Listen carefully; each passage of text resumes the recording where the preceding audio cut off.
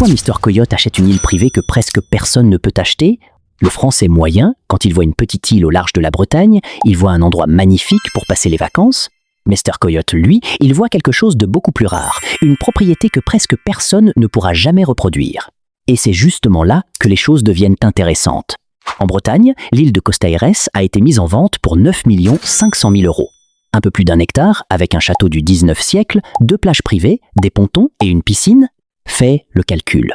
9 500 000 € pour environ 1 hectare. Ça paraît complètement fou. Mais Mr. Coyote ne paie pas 9 500 000 € pour de la terre.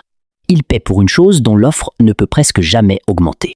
Parce qu'un terrain peut être acheté ailleurs, un château peut être rénové et une piscine peut être construite.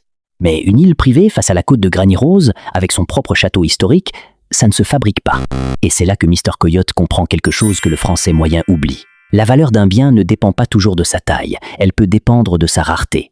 Le château a été construit à la fin du 19e siècle et l'écrivain Henryk Sienkiewicz y a même séjourné avant d'écrire Quo Vadis. Pour le Français moyen, 9 500 000 € pour 1 hectare, c'est absurde. Mais Mr. Coyote regarde autrement. Il ne voit pas seulement 1 hectare.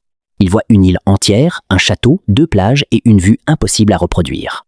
Et voilà le véritable coup. On peut construire 1000 appartements supplémentaires, on peut ouvrir 10 nouveaux hôtels, mais on ne peut pas créer une deuxième île Costa Aires. C'est ça que Mr. Coyote achète vraiment. Pas des mètres carrés, mais de la rareté. Abonne-toi, parce que Mr. Coyote ne cherche pas toujours ce qui est bon marché. Il cherche ce qu'on ne pourra jamais fabriquer davantage.